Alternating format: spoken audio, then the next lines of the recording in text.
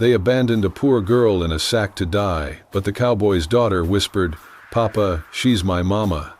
Western Wyoming, early autumn of 1892. The morning sun rose pale through a mist of gold and red leaves, the air sharp with the promise of frost. In the small frontier town of Red Willow, silence ruled the streets before dawn. Beyond the town lay Jack Rawlins's modest ranch, nestled at the edge of sagebrush and scrub pines. Jack Rawlins rode slowly along the rutted fence line, checking rails and posts. At 33, he was lean and steady, his face weathered by sun and wind. Since the death of his wife, he had taken few words, living quietly with his daughter Sadie. 4 years old, Sadie walked beside the saddle, small boots crunching in the morning dust, her breath a soft cloud in the cold air. They approached a stand of sycamore trees, their golden leaves shimmering in the light. Under one gnarled trunk lay a shape half hidden by fallen leaves and roots. Jack reined in his horse. Sadie halted, clutching the reins. Jack dismounted, eyes narrowing. The shape was a burlap sack, old and stained. He knelt and brushed aside leaves. The sack bore dark patches, blood. His heart quickened. He folded back the top edge and peered inside, his breath caught. There she was, a young woman, limp, her wrists tied, bruised skin showing on her arms and face. Her hair was tangled, her features pale. She looked as though she had been placed there like refuse. Sadie stood silent behind Jack, small fingers pressed to her lips. Jack's pulse thundered. Sadie's voice, small and urgent, broke the silence. "Papa, she's my mama." Jack froze. He stared at Sadie, then at the woman. In that moment, Sadie's imagination, stories Jack had told her of her mother, and the faint, hazy memories Sadie carried, they converged. That woman's dark hair, her gentle hands, her lashes, for a heartbeat, Sadie believed she saw the mother she could not remember. Jack's jaw tightened. He lifted the woman carefully, slipping his coat beneath her so she would not rest directly on rough wood. Sadie climbed into the saddle behind him, burying her face into his back. They rode back toward the ranch. Word spread swiftly. By noon, neighbors gathered, leaning fences, trading whispers. Mrs. Turner was first. Jack Rawlins, delivering stray calves? Or trouble this time? Jack carried the woman into the barn. He laid her gently on a spare mattress. Sadie stood by her side, pale and watching. A neighbor called out, "You found her in a sack. That's dangerous business. Hand her to the law." Jack turned, voice low but firm. "She's not awake yet. None of you heard what she has to say. Don't damn her before she can speak." Murmurs rippled. Some villagers shifted uneasily. A man spat to the ground. Others swallowed hard. Jack offered no more. He shut the barn doors. Inside, he set a lantern, fed gentle water, covered her with blankets. Sadie tiptoed to the mattress, smoothing the blankets over the bruise-marked arms. Outside, voices rose. She might be outlaw. Maybe she's a runaway. Jack Rawlins ought to turn her in. Jack stood in the doorway, watching faces. He remained silent, hands in pockets, shoulders squared. Sadie slipped behind him, clutching his leg. At dusk, the barn was quiet. The girl still lay unconscious. Sadie sat at the foot of the mattress, toy doll in lap. She whispered, "Mama, Mama," into the dim light. The word hung between them like a prayer.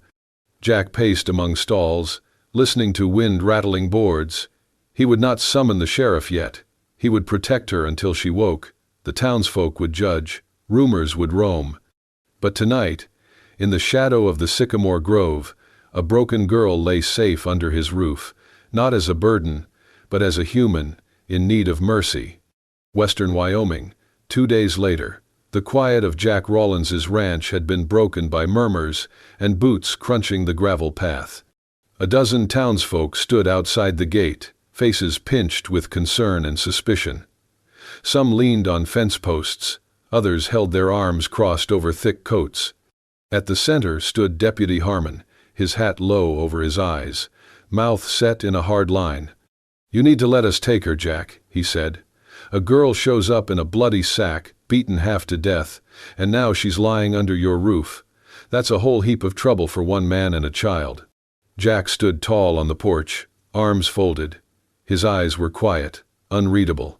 Sadie peeked from behind his leg, holding tight to his pants. "She isn't even conscious yet," Jack said calmly. "You haven't heard her speak. You don't know her name. Don't condemn someone you've never met." Mrs. Turner snapped, "You've got a daughter, Jack. Think of her safety." "I am," he replied, "and I'm thinking of hers too." He nodded toward the barn. The crowd grumbled. Deputy Harmon's brow creased, but after a moment he stepped back. "You'll be held responsible for whatever happens." Jack gave a single nod. "I always am."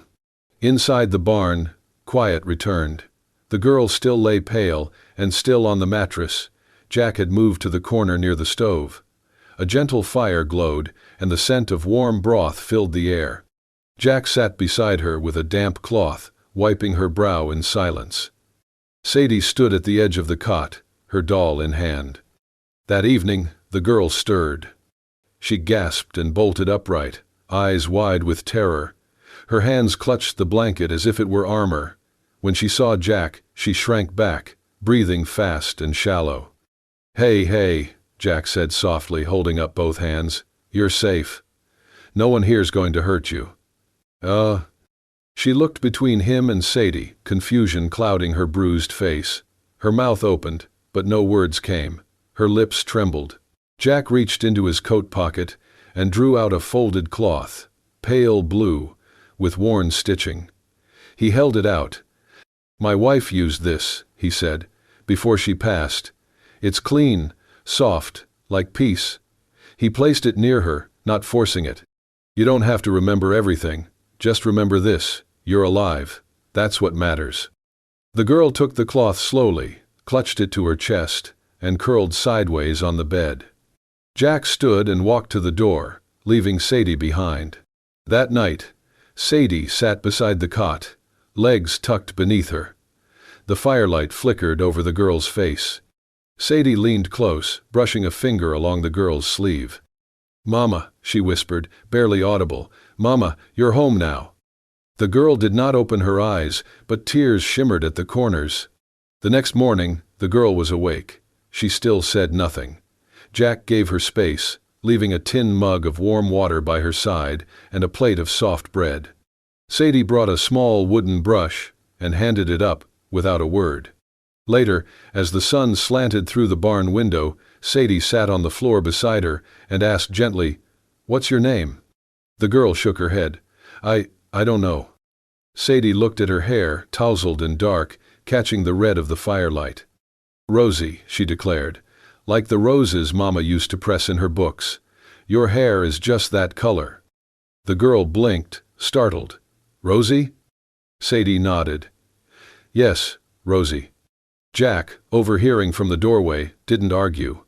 He simply met the girl's eyes and gave a slow nod. "Rosie it is."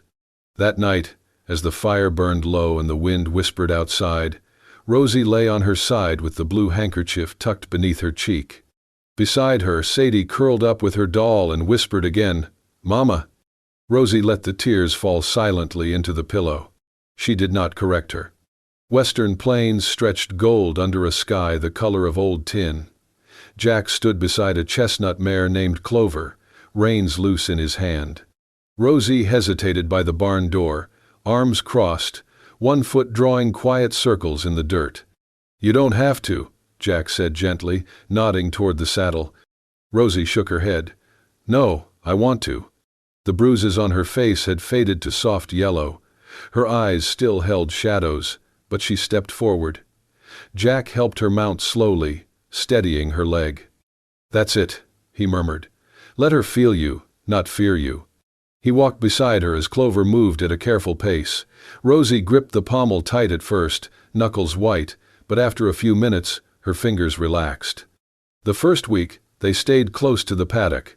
Jack never pushed. He walked with her every morning, adjusting the stirrups, reminding her to breathe. Sadie followed with a basket of apples for the horse. At night, Jack moved the wooden chair a little closer to the fireplace, so Rosie would be warmer. He cleaned her bandages with practiced hands and never asked about the scars. Each morning, there was always fresh hot water waiting in the tin basin by her cot. And though there were only 2 mugs in the house, he always gave her the porcelain one, the one with the faded bluebirds his wife once used. Once, she noticed her gloves mended with new thread. When she looked at Jack, he only shrugged. "Tore easy," he said. Rosie began helping with small chores, gathering eggs, brushing the horse. Jack led her. Sadie trailed behind, chattering cheerfully, telling stories about the stars and her dreams. Rosie listened, smiled, and nodded, but rarely spoke more than a few words. One afternoon, Jack led Rosie further out, past the old willow tree, into a wide field where the grasses waved like a golden sea. Clover trotted gently, and the wind lifted Rosie's hair. Suddenly, Rosie froze. Her fingers trembled on the reins, her breath caught. Jack looked up sharply. "Rosie?" Tears spilled down her cheeks before she knew they were there. She pressed a hand to her mouth. Her voice cracked. "I've been here before, or someplace like it. There was sun and grass. I remember a voice, a man's. I was on a horse," I laughed. She shook her head, confused and overwhelmed. "It was warm." Jack stepped closer, but did not touch her. "That's something. A peace." "I do not know who I was with," she whispered, "but I felt safe." Sadie, seated on the fence, slipped down and walked over. She reached up and patted Rosie's back with her tiny hand. "It's okay, Mama," she said softly. "I remember for you." Rosie looked at the child, wide-eyed. Her lips parted, but no sound came. Jack saw it, the flash of emotion, deep and raw, and looked away to give her a moment. That night, Rosie sat by the fire, holding the mended gloves in her lap. Jack poured her tea and left the mug beside her. No words passed, only the quiet comfort of shared silence. The girl in the sack had begun to fade. In her place, slowly, Rosie was becoming someone real. Western frontier, deep into autumn. Night falls cold and sharp over the Rollins ranch. A chill wind howled through the valley as Jack Rollins stirred the last coals in the hearth. Rosie was asleep in the cot, her leg bandaged from a fall the week prior.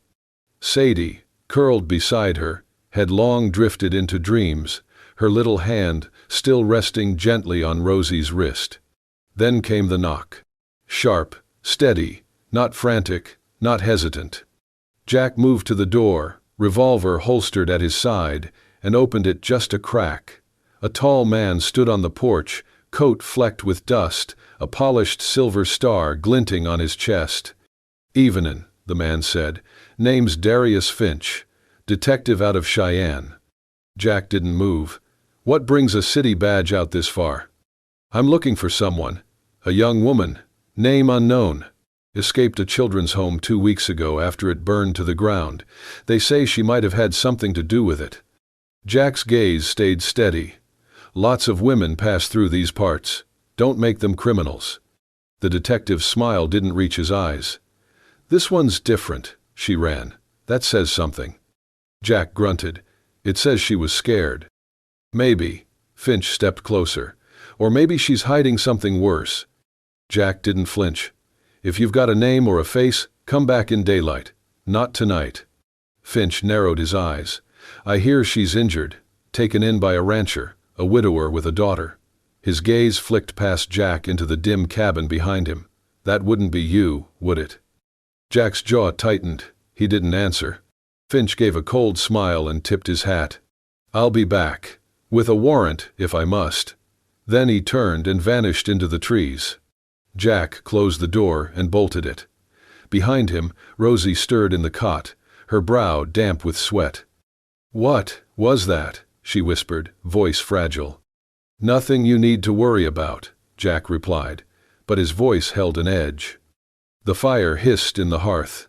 Sadie slept on. But Rosie didn't. Later that night, when all was still, Rosie slipped from bed. She moved quietly, careful not to wake Sadie. She found Jack's old coat and her boots. The fear was back, pressing on her chest, tight and breathless. The detective's voice echoed in her head.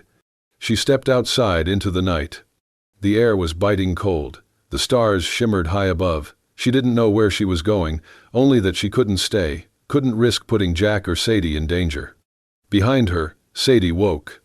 The cot was empty. "Mama?" she whispered. "Mama?" She ran to Jack's room, panicked. "Papa, she's gone." Jack sat up, heart thudding. He rushed to the door, grabbed his lantern, and followed the small tracks in the frost. "Rosie!" he shouted into the night. "Rosie!" No answer. Sadie trailed behind him, her small legs trembling. The trail led toward the edge of the ridge, where the land dropped sharply into brush and broken rock. Jack held up the lantern. Then he saw it. A crumpled shape at the base of a slope. Rosie. He moved without thinking, scrambling down the steep incline.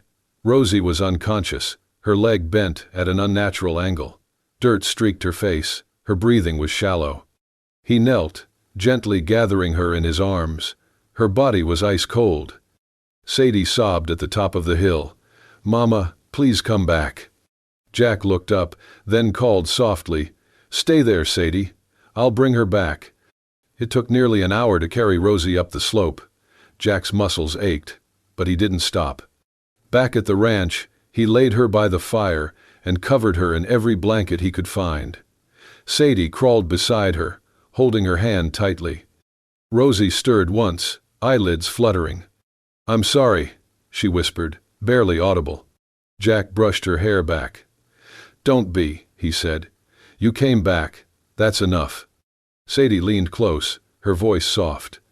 "Mama, please don't leave again." Rosie didn't reply, but a tear slid down her cheek. Outside, the wind howled over the hills. Inside, Rosie was home, for now. And Jack knew they weren't just protecting her anymore. They were keeping their family whole. The storm had passed, but a colder one lingered inside the cabin. Rosie lay curled on the cot, swaddled in layers of wool and silence. Her face was pale, her lips cracked from cold and fear. Jack sat beside her, quiet, his eyes watching the flicker of firelight dance across her skin. He had not asked her why she left. Not yet. Outside, Sadie sat on the porch steps, chin tucked into her knees, hugging a ragged old doll. Rosie stirred, her eyelids fluttered, then slowly opened. She looked around, confused at first, then alarmed. Her hands twitched, as if to run again, but her leg betrayed her, bandaged, stiff. Jack noticed. He moved slowly, deliberately, keeping his voice low. "You're safe," he said. "You're home." Her breath quickened. I shouldn't be here." Jack reached over and poured water into a chipped tin cup, handing it to her. "You shouldn't be freezing in a ravine either," he said. "Drink." She hesitated, then took a sip. Her hands trembled.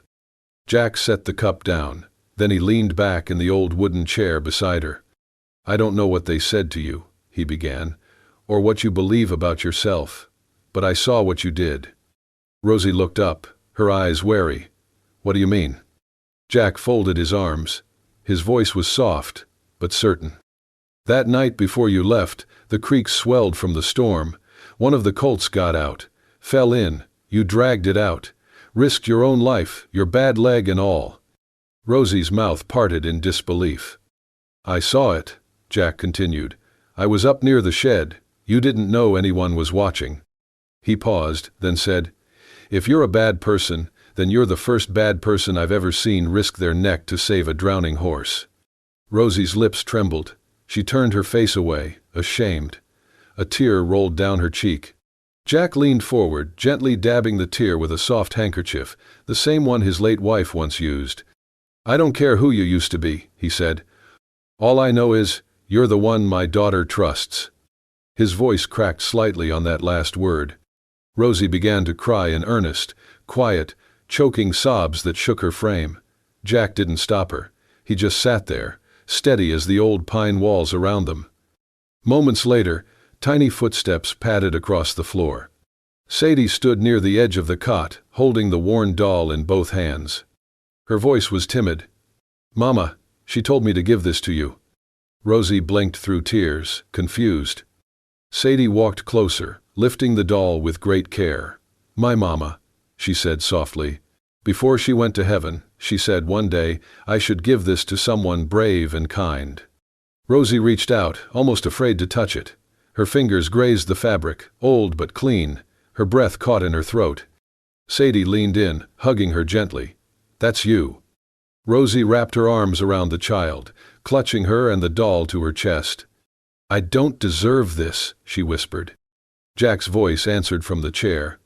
"Maybe not. But that doesn't mean it isn't yours." Outside, snowflakes drifted like ash over the land. Inside, a fire crackled, warm and patient. For the first time since waking in a sack under the sycamore tree, Rosie felt something shift, soft and dangerous and beautiful. Hope. Rosie sat alone beneath the cottonwood tree behind the barn. Her leg had healed, but her heart had not. The wind stirred through the branches like whispers from a life she had tried to forget. And now, it was all coming back. She had been 10 when they brought her to Hollow Creek Orphanage, a bleak building at the edge of nowhere, with broken windows and colder rules. The children never smiled. The adults rarely spoke, except in commands. Years passed in silence and suspicion. She learned to keep her head down, her mouth shut. But the older she got, the more she noticed. Children disappearing in the middle of the night. New ones arriving with no names, no pasts. And no one ever asked questions. Until she did. "I found a ledger," she whispered one night to the wind, her hands gripping her skirt. "In the attic. It had names, dates, payments." She'd been cleaning the warden's office, dusting behind the old desk, when her fingers touched a loose board. Behind it, the book had waited. Handwritten pages, careful columns, initials she remembered from bedtime roll calls. When she confronted the matron, it was like lighting a match in a dry forest. They beat her. Locked her in the cellar. Then, days later, the fire. It tore through the west wing of the orphanage. 2 children died. The newspapers called it a tragic accident. But Rosie knew better. It was a warning.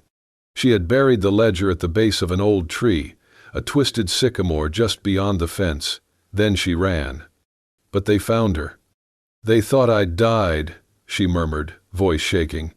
"They wrapped me in a sack and dumped me like garbage." She hadn't meant to say it aloud, but Jack was standing nearby. She hadn't seen him approach. He didn't speak, not at first. Rosie turned, ashamed. Her hands trembled. "I should have told you, but I thought, if you knew." Her voice cracked. "You'd send me away," she finished, barely audible. Jack knelt down slowly beside her. "You buried the truth," he said softly, "and they buried you for it." She looked at him, her eyes wide and full of tears. "It's not over. They'll come again." Jack didn't flinch. Instead, he reached for her hand. His fingers were rough, warm, steady. He didn't say he believed her. He didn't say he forgave her. He just held on. And that was enough. She broke then, fully and deeply, leaning into him like a dam, finally surrendering to flood. He wrapped his arms around her and held her as she cried, as the trees swayed, as the secrets she had carried for so long finally left her in ragged breaths. Inside the cabin, Sadie was coloring with broken crayons on a wooden plank. She looked up once, toward the window. She saw Rosie and her father in the distance, not speaking, just holding each other. She smiled to herself, then returned to her drawing. It was 3 stick figures, one tall, one small, one in the middle with curly hair and a dress. A family. Outside, the wind picked up, and beneath the earth, buried deep at the roots of a gnarled tree, the truth waited in ink and paper and silence, waiting for the day Rosie would dare to dig it back up. But for now, she had something else. Someone else. A place not just to survive, but to be believed. To be loved. Late afternoon, the wind heavy with storm. The knock came like thunder. Jack opened the door slowly. 2 men stood outside, one in uniform, the other with a badge pinned to a dark vest. Their horses were tied at the gate. The air between them and Jack held no warmth. "Jack Rawlins?" the officer asked. Jack gave a quiet nod. "We've come for the girl. Name's Rosie Bellamy. We have a warrant issued from the state capitol. Arson. Suspicion of manslaughter. She's to come with us." From inside, Rosie froze. The name, her name, echoed too loudly in her ears. She had known this day might come, but it still struck like lightning. Jack didn't move. "You're making a mistake," he said, voice low. The detective stepped forward. "That's not your decision. If she's innocent, she'll prove it in court." Jack turned to call for Rosie, but she was already at the door, standing behind him. Her eyes were wide, but dry. There was a steadiness to her, born from nights without sleep and days carrying secrets. "I'll go," she whispered. "No," Jack said firm. Just then, a small voice broke the tension. "Wait." Sadie darted from the kitchen, still in her boots, clutching her ragged doll. She ran between Rosie and the lawmen, planting her little body like a fence. "She's my mama," she cried. "Don't take her. You can't." The wind stilled. The air inside the cabin held its breath. The officers glanced at each other, uncomfortable. One lowered his eyes. Behind them, footsteps approached. From the dirt road, townsfolk were coming, quiet at first, then more certain. Men, women, children. Farmers, storekeepers, even the blacksmith's wife. They had seen the riders. They had followed. Rosie stood stunned. Then, from the crowd, a voice called out. "I know that girl," said an elderly woman with silver hair braided down her back. She stepped forward, cane in hand, spine straight. "I worked in Hollow Creek years ago.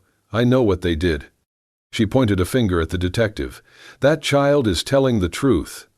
A murmur spread like wildfire. Heads nodded, whispers turned into words, words into conviction. The sheriff hesitated. "Ma'am, that's not—" "You'll need more than ink on paper to steal her away from us now," the old woman snapped. Rosie looked to Jack, shaken, but he was already moving. He stepped forward, took her hand gently. Then, to the astonishment of all, he dropped to one knee. "If the law needs someone to speak for her, let it be me," Jack said, voice steady. Gaze locked on Rosie's. "If she needs protection, I offer my name. If she needs a future, I offer my life."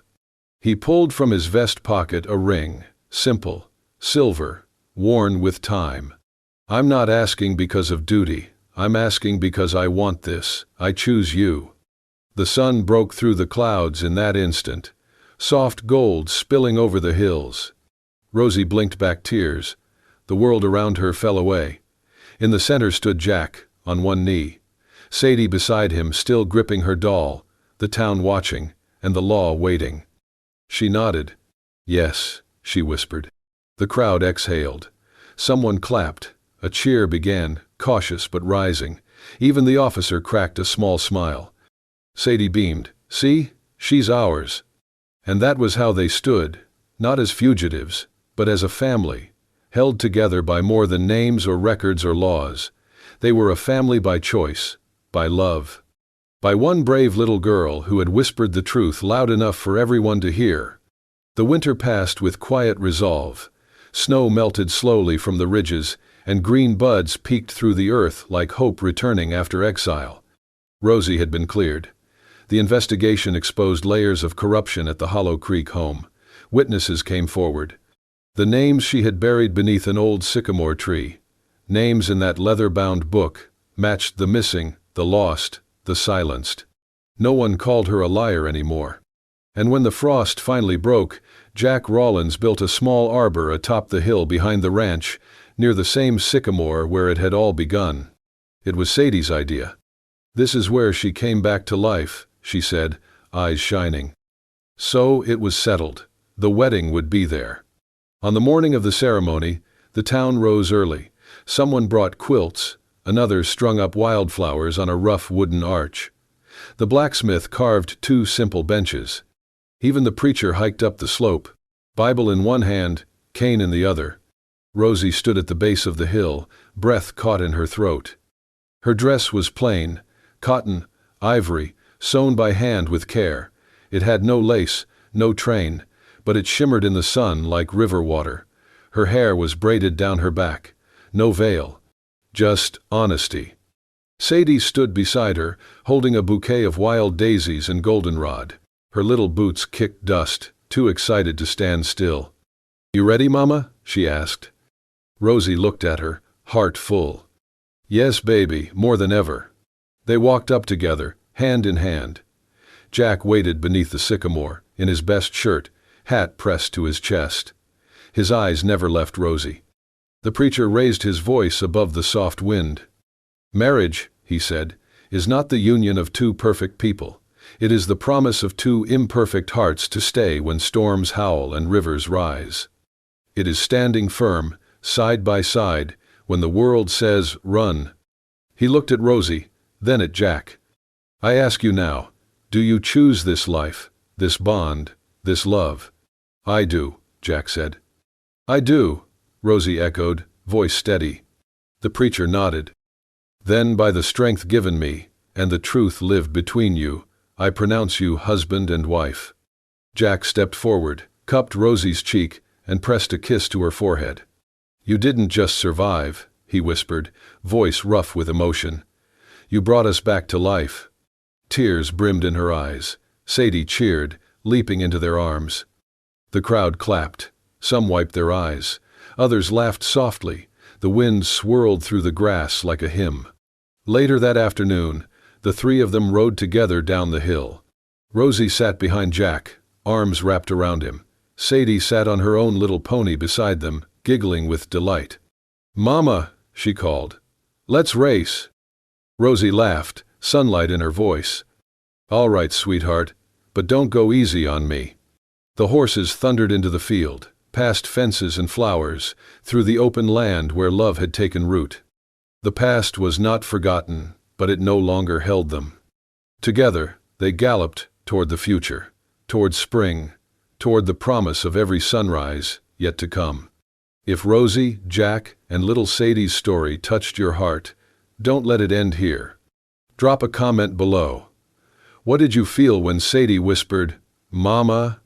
Smash that hype button if you believe stories like this deserve to be shared far and wide. And make sure to subscribe to Wild West Love Stories for more tales of unlikely love, quiet bravery, and second chances in the rugged American frontier. We tell the stories, but you keep them alive. See you in the next one.